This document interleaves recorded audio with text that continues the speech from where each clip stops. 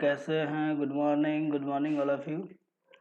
आप लोग कैसे हैं? आज मैं आपके लिए लेकर के आया हूँ एक नया टॉपिक, जिस ह्यूमन डिजीज बहुत इम्पोर्टेंट है कंपटीशन एग्जाम के लिए। ह्यूमन डिजीज बेसिकली समझते हैं पहले डिजीज है क्या।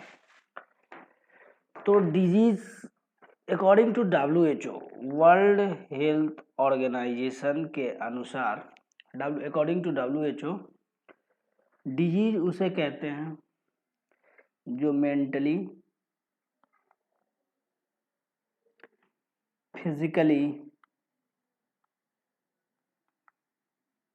एंड सोशली वेल है। मतलब मीन्स जो दिमाग से सही है, फिजिकली सही है एंड सोशली सही है, वो मतलब कि आदमी जो है ह्यूमन डिजीज से फ्री है according to WHO।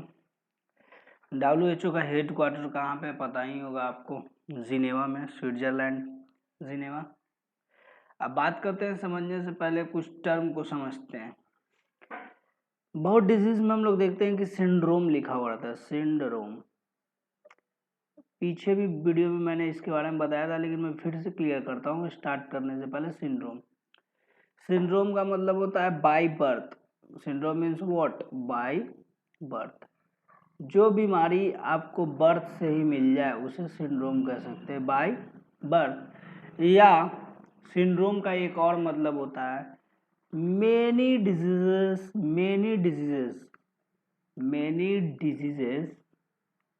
At a time. Means बहुत सारी बीमारियां, जैसे एक्वायर्ड इम्यूनोडिफिशियंसी सिंड्रोम, एड्स। ठीक है, एक सिंड्रोम है। अब जरा ध्यान देते हैं, तो डिजीज को मैंने दो भागों में डिवाइड कर दिया। Means disease has been divided into two part. ध्यान देंगे, disease has been divided into two part. ठीक है, मैंने डिजीज को दो भागों में बांट दिया। फर्स्ट मैंने बांट दिया किस में? जेनेटिक में। Means genetic disease. कौन से? Genetic disease. और सेकंड मैंने डिवाइड कर दिया एक्वायर्ड डिजीज। किसको? Acquired disease.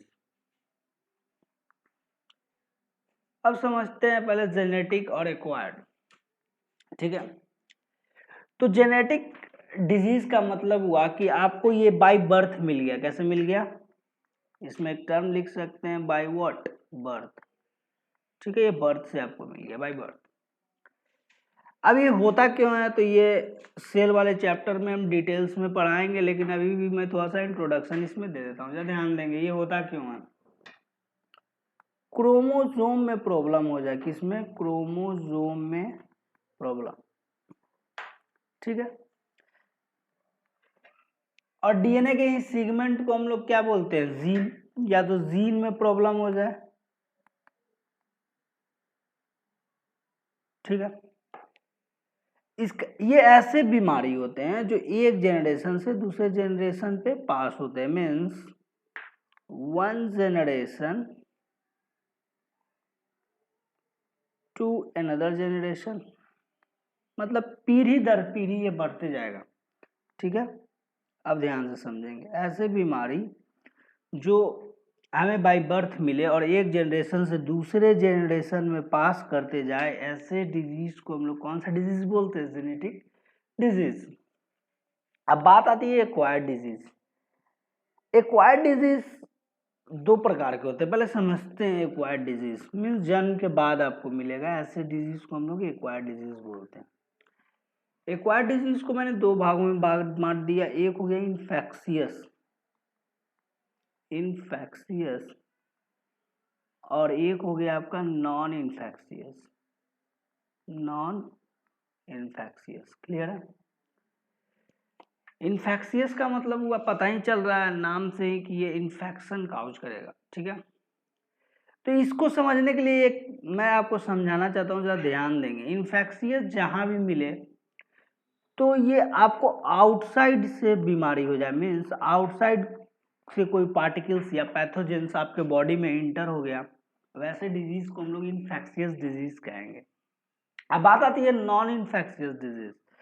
Non infectious disease वैसे डिजीज को बोलते हैं जो हमारे बॉडी के इनसाइड में प्रॉब्लम होने के कारण, जैसे कोई हार्मोन में डिसबैलेंस हो गया, तो ऐसे डिजीज को हम लोग नॉन इन्फेक्शियस डिजीज बोलेंगे। अब बात आती है कि इन्फेक्शियस डिजीज क्या क्या के कारण हो सकते हैं, तो जरा ध्यान देंगे। इन्फेक्शियस डिजीज बैक्टीरियल हो सकता है कि नहीं, वायरल हो सकता है कि नहीं, बिल्कुल हो सकता है। वायरल के बाद प्रोटोजोअन हो सकता है और उसके बाद फंगल हो सकता है। ठीक है, हार्मोन के इनबैलेंस के कारण भी बहुत सारे बीमारी होते हैं, हम एक एक करके पढ़ेंगे। ठीक है, अब इससे पहले एक टर्म आता है एक्यूट, कम्युनिकेबल, ये सब हम लोग समझेंगे स्टेप बाय स्टेप। ठीक है, तो पहले हम लोग पढ़ लेते हैं जेनेटिक डिजीज के बारे में। तो हेडिंग डालिएगा genetic disease. Genetic disease, genetic disease में पहला डिजीज हम लोग पढ़ेंगे हीमोफीलिया। आप लोगों ने नाम भी सुना होगा हीमोफीलिया। हीमोफीलिया को ही हम लोग रॉयल डिजीज भी बोलते हैं। It is also known as what, royal disease, या इसी को हम लोग क्रिसमस फैक्टर डिजीज भी बोलते हैं। Christmas factor disease. अब समझते हैं कैसे। हीमोफीलिया को रॉयल डिजीज क्यों बोला जाता है? रॉयल डिजीज इसलिए बोला जाता है क्योंकि ये जो इंग्लैंड के रॉयल फैमिली है, किंग विक्टोरिया की फैमिली में सबसे पहले रिपोर्टेड किया गया था, इसीलिए इसे रॉयल डिजीज भी बोलते हैं। अब आता है क्रिसमस फैक्टर डिजीज क्यों बोलते हैं। मेरे अनुसार इसे 25 दिसंबर को ऑब्जर्व किया गया था, इसीलिए इसे हम लोग क्रिसमस फैक्टर डिजीज बोलते हैं।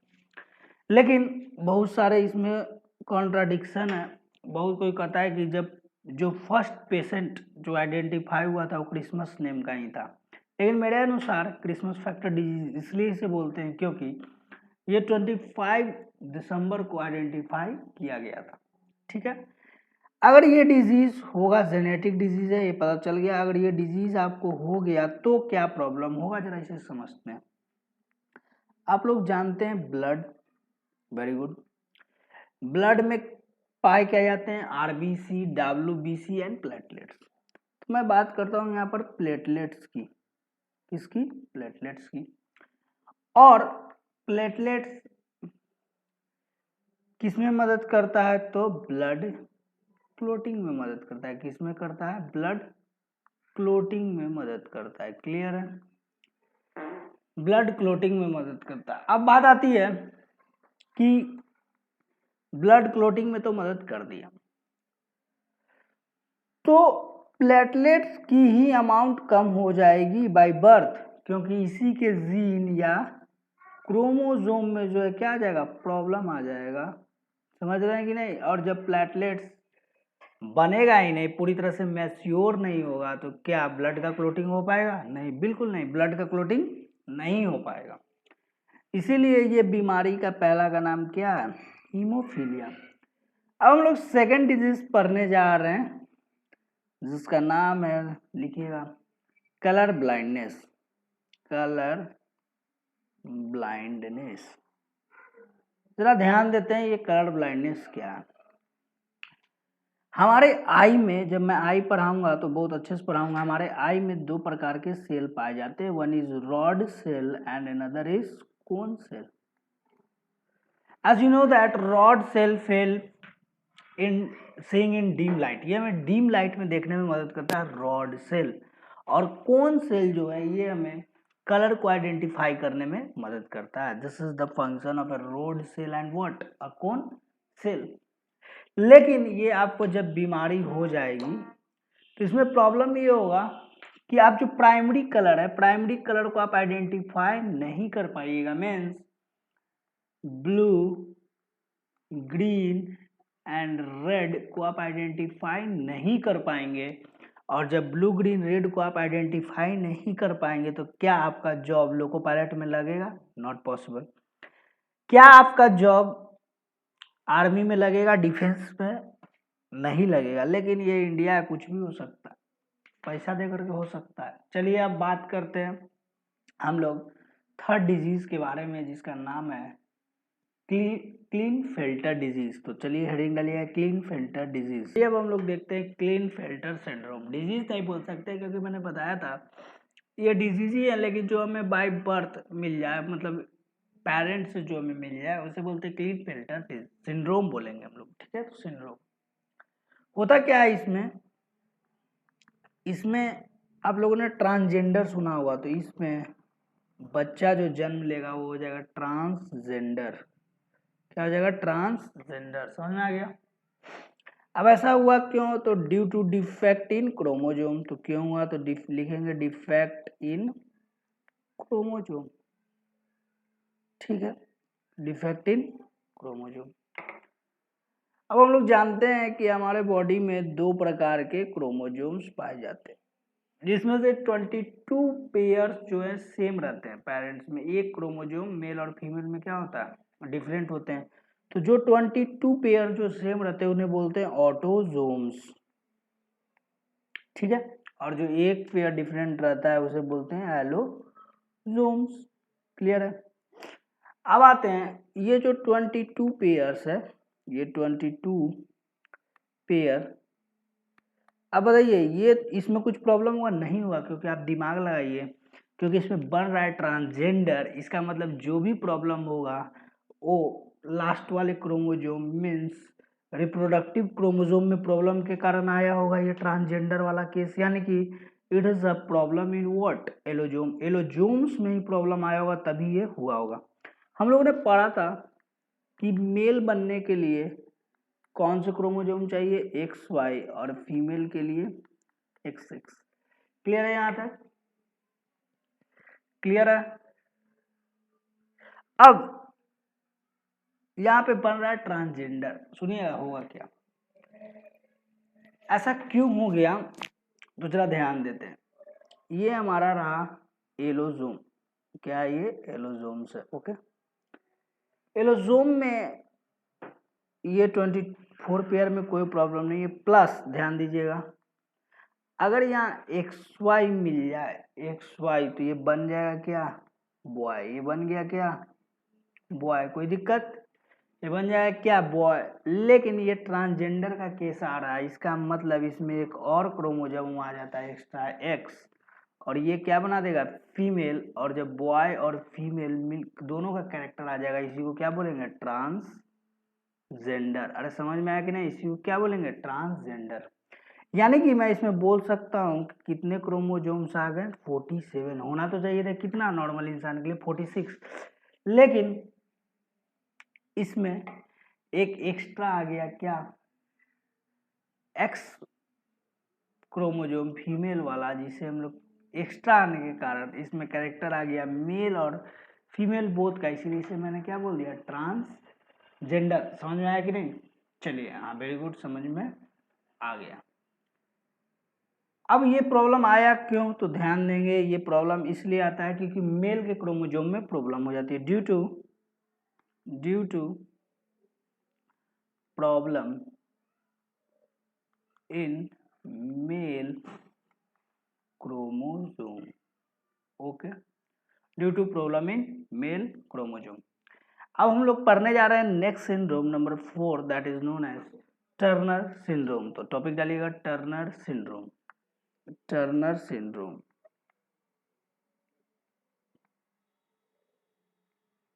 ध्यान दीजिए ये टर्नर सिंड्रोम क्यों होता है। तो Turner syndrome basically occurs due to problem in female allosomes. तो यहाँ पर लिखेंगे ये होता है due to problem in female allosomes. अब समझते हैं क्या प्रॉब्लम होती है फीमेल एलोसोम्स में। मीन्स की जो 22 पेयर्स जो ऑटोजोम है उनमें तो कोई प्रॉब्लम नहीं है, यानी कि इसमें प्रॉब्लम किसमें है? जो लास्ट पेयर है, that is known as what? Allosomes. Allosomes में प्रॉब्लम है। तो एक काम करते हैं, मैं समझाने की आपको कोशिश करता हूँ। ये रहा 44 पेयर, ठीक है, जिस इसमें कोई डिफेक्ट नहीं है, प्लस X, ओके। ये फीमेल एलोजोम्स में प्रॉब्लम होने के कारण होता है, मैंने पढ़ चुका हूँ। यहाँ पे एक क्रोमोजोम जो रहता है खाली रह जाता है, मीन्स आता ही नहीं है। यहाँ पे एक डिफेक्ट या एक वैकेंसी बन जाती है, डिफेक्ट बन गया, एक वैकेंसी बन गया। अरे समझ में आया कि नहीं? अब होगा क्या, इसमें एक्सेक्स रहता तो गर्ल बन जाती, लेकिन ये भी गर्ल बनेगा, लेकिन इसमें एक प्रॉब्लम हो जाएगा। ये प्रॉब्लम क्या है, इसमें आना 45 ही क्रोमोजोम हुए। कितने हुए टोटल? 45। अब प्रॉब्लम क्या होगा जरा इसे समझते हैं। इसमें प्रॉब्लम ये होगा कि ओवरी जो है, ओवरी डू नॉट डेवलप। अरे ओवरी क्या होगा? डू नॉट डेवलप, मीन्स जो ओवरी है वो डेवलप नहीं कर पाएगा, यानी कि जो फीमेल है वो स्टराइल हो जाएगी। क्या हो जाएगी? स्टराइल। लिखिएगा क्या हो जाएगी? स्टराइल। अब स्टराइल का मतलब ये होता है कि वो कभी माँ नहीं बन पाएगी। अरे समझ में आया कि नहीं? Due to problem in what? Last pair, एक वैकेंसी हो गया क्रोमोजोम का, और इसमें इसी को हम सिंड्रोम को क्या बोलते हैं? Turner syndrome. अब एक और सिंड्रोम पढ़ते हैं जिसका नाम है down syndrome. What is the name? Down syndrome. Down syndrome. Down syndrome किसे बोलते हैं जरा ध्यान देते हैं। ये डाउन सिंड्रोम होगा कहाँ पे? तो पहला पॉइंट, ये मेल में भी हो सकता है और ये फीमेल में भी हो सकता है। क्लियर है? It can occur in both male and female. ठीक है, इसका मतलब अगर ये मेल और फीमेल में हो सकता है तो जरा अपने दिमाग पे जोर डालिए और बताइए कि ऑटोजोम में प्रॉब्लम होगा कि एलोजोम्स में? ये गारंटी है कि ओलोजोम में, एलोजोम में प्रॉब्लम नहीं होगा, मीन्स ऑटोजोम में प्रॉब्लम होगा। क्योंकि अगर एलोजोम्स में प्रॉब्लम होता तो या तो लड़के में डिफेक्ट आता, नहीं तो लड़कियां में, लेकिन यहाँ पे दोनों में आ रहा है। Means this disease is related to what? A problem in autosomes, है कि नहीं? चलिए, तो ऑटोजोम्स में होगा क्या, जरा ध्यान दीजिएगा। 21 पेयर, ऐसा तो होता है एलोजोम्स कितना? 22 पेयर। 21 पेयर, ठीक है, मान लेता हूं मैं। जो ये इसमें प्रॉब्लम ये होगा डाउन सिंड्रोम में कि जो 21वां पेयर क्रोमोजोम है, अरे जैसे 22 पेयर ऑटोजोम्स होते हैं ना, अरे होते हैं कि नहीं 22 पेयर? तो ये प्रॉब्लम किसके कारण आ रहा है? ऑटोजोम्स के कारण। मैं यहाँ लिख देता हूँ। अभी मैंने बताया कि 22 पेयर ऑटोजोम होता है और 1 पेयर एलोजोम्स, और ये बीमारी मेल और फीमेल दोनों में हो रहा है। इसका मतलब कि ये प्रॉब्लम जो आ रहा है ये ड्यू टू ऑटोजोम्स आ रहा है। क्लियर है? अब जब ऑटोजोम्स के कारण इसमें प्रॉब्लम आ रहा है, इट मीन्स कि 20, अब मैं बोल रहा हूँ कि ऑटोजोम्स में भी तो 22 पेयर होंगे कि नहीं? हाँ, तो ये जो बीमारी होगा डाउन सिंड्रोम, ये होगा एलोजोम्स के 21वें पेयर में ये प्रॉब्लम आ जाएगा। किसमें? एलोजोम्स के 21 पेयर में ये प्रॉब्लम आने के कारण होगा। अब मैं नेमिंग करता हूं, सपोज करिए कोई क्रोमोजोम का बायोलॉजिकल नेम नहीं है। देखिए 21 पेयर में होता क्या है। मान लीजिए 21 पेयर में ए प्लस बी को रहना था साथ साथ, मतलब ये क्रोमोजोम का कोई बायोलॉजिकल नेम नहीं, मैं सिंपली एक डिनोट कर रहा हूं समझाने के लिए, ए प्लस बी। लेकिन इसमें होगा क्या, एक एक्स्ट्रा जुड़ जाएगा सी। एक एक्स्ट्रा क्या जुड़ जाएगा? सी ऐड हो जाएगा, मतलब एक एक्स्ट्रा क्रोमोजोम आ जाएगा। समझ में आया? जैसे ही एक एक्स्ट्रा क्रोमोजोम जुड़ जाएगा, यानी कि यहाँ पर हो जाएगा 47 टोटल क्रोमोजोम बन जाएंगे कि नहीं? हाँ बिल्कुल बन जाएंगे, टोटल क्रोमोजोम्स हो जाएंगे। अब जरा ध्यान देंगे इसके कारण होगा क्या। जो बच्चा पैदा लेगा वो मेंटली इल होगा, ऐसा माना जाएगा कि उसका दिमाग जो है विकसित नहीं हो पाएगा। Means mentally ill, physically irregular, physically what? Irregular होगा। अरे समझ में आया कि नहीं? Mentally ill, physically irregular. अरे समझ में आ गया? तो ये है हमारा डाउन सिंड्रोम। अब लोग नेक्स्ट सिंड्रोम पढ़ेंगे जिसे बोलते हैं पटाउ सिंड्रोम, ये और हमारा लास्ट सिंड्रोम रहेगा पटाउ सिंड्रोम। तो टॉपिक का नाम दीजिएगा पटाउ सिंड्रोम। अब ध्यान देंगे, पटाउ सिंड्रोम भी जो होता है मेल और फीमेल दोनों में होता है। तो it can occur in both male and female. तो ये बताइए, ये ऑटोजोम के प्रॉब्लम के कारण होगा कि एलोजोम? तो यही देख करके मुझे समझ में आ गया कि it is problem of what? Autosome. तो मैं लिख दूंगा कि इसमें किसमें प्रॉब्लम होगा? ऑटोजोम्स में। अब ऑटोजोम्स कितने पेयर होते हैं? तो पता है हमें कि ऑटोजोम्स 22 पेयर होते हैं टोटल। क्लियर है? अब ये 22 पेयर होता है तो जरा ध्यान देंगे कि आखिर ये किस पेयर में प्रॉब्लम आने के कारण होगा। तो ध्यान में रखेंगे कि अगर आपके 13th पेयर ऑटोजोम्स में प्रॉब्लम हो जाए तो आपको पटाव सिंड्रोम हो जाएगा। आप समझेंगे कि 13th में होता क्या है। जैसे कि मैंने एक एग्जांपल लेता हूं कि a प्लस बी रहना चाहिए था, लेकिन यहाँ पर भी एक एक्स्ट्रा आ जाएगा c, मीन c एक एक्स्ट्रा आ गया, ऐड हो गया। अरे समझ में आया कि नहीं? चलिए, अब जैसे ही c ऐड हो जाएगा होगा क्या, इसमें लिप्स, आपको इस प्रॉब्लम के कारण होगा क्या, लिप्स पर कट लग जाएगा, लिप्स पर कट लग जाएगा। और क्या प्रॉब्लम होगा तो जरा ध्यान देते हैं। और बहुत सारे प्रॉब्लम हो सकते हैं, जैसे कि digestive system will become weak, digestive system become weak. ठीक है, डाइजेस्टिव सिस्टम क्या हो जाएगा, कमजोर हो जाएगा। अब आते हैं प्री मैच्योर बेबी होगा, प्री मैच्योर बेबी। क्लियर है?